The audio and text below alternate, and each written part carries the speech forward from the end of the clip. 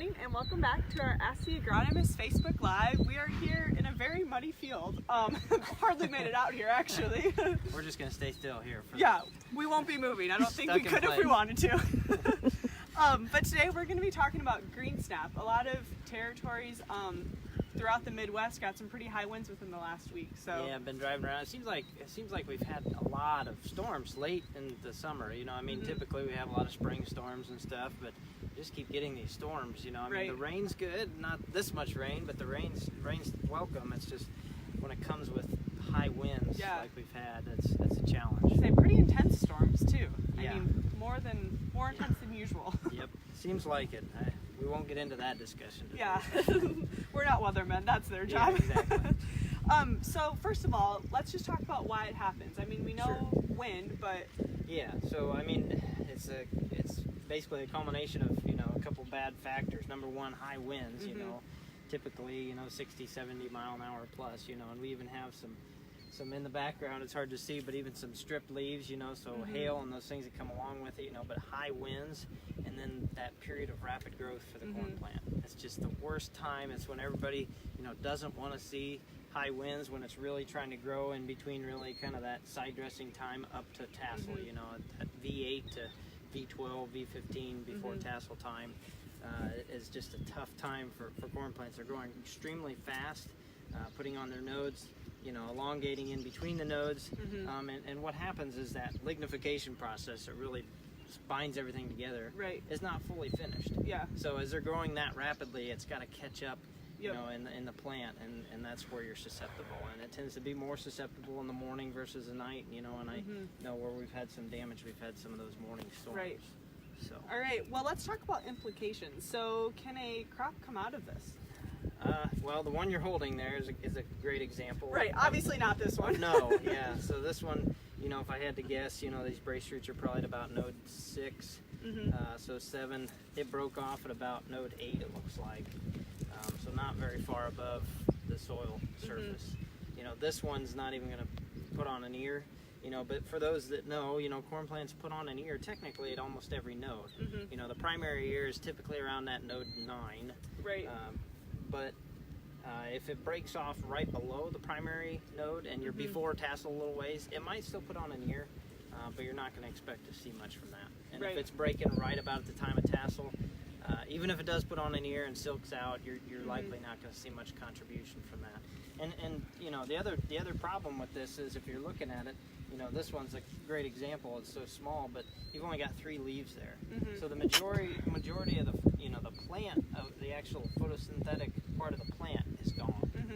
This is where all the nutrients and stuff come from. This is where it's drawing it in. That's going to fill that ear with it. And if you lost all of that, then there's not much left. There's not much left to move into that grain.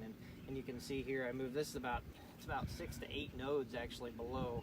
You can see the tassel there. I pulled them out, hanging where it broke off. So that primary ear is up higher than this. So. All right, so total yield loss, really. Yeah, total yield loss on these plants for sure. Okay, and then let's just talk about planting. So we talk a lot about the importance of having a variety of... Yeah, diversity in your product portfolio is extremely important for this. And I know this isn't the fun time to talk about it, but this is one of those classic examples of where if you put all your eggs in one basket, you might have issues in areas like this. Because every hybrid is different, and the growth pattern too. The one thing you want to think about is different maturities. If you're planting different maturities, they're going to be at different stages. They're going to be pushing, with the GDUs and so forth. They're all going to be kind of at different ranges, so they'll be more or less, susceptible to something like Greensnap. So maturity is a huge thing. We also have stalk strength nodes on all our hybrids as well. That's important to take note of. But just having more than one out there. Don't be the kind of person that wants just the highest yielding hybrid. There's reasons that we have those hybrids that have the really strong agronomic characteristics or disease tolerances and things like that. So having a diverse portfolio is a great example for this circumstance. Right. So. And then just lastly, what about growth rate timing? So one of the other things that's kind of, there's factors that play into Greensnap. Obviously, agronomy is never one answer.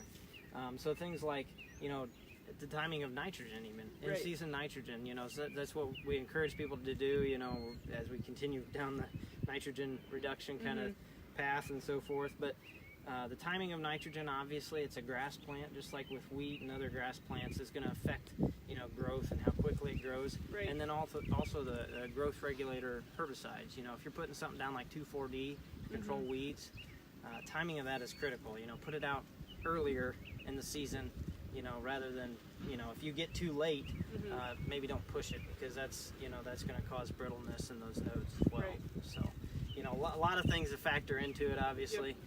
But unfortunately, this is one of those things that you can never totally get rid of. Yeah. It's just depending on those high winds that come down, the straight line winds, and it seems like we tend to have those in the Midwest and western side of the, you know, the Midwest. So. Yeah.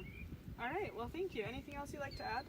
Nope. I hope we keep getting this sunny weather. You know, keep pushing the this is corn. great. We're about I'd say about a week. I know we talked about this earlier in the season, but about a week ahead of schedule. Okay. You know, it was 4th of July yesterday, and a lot of corn has been tasseling for a week in the southern part of the state or more, and up here we're already seeing full fields of tassels. So we're ahead of Cruising normal right along. by a lot. So yeah. So hopefully things keep going and moving along with that progress, and get a little bit more rain before the season's done. All right. Sounds good. Well, thank you. And thank you to our listeners for tuning in. Have a good day.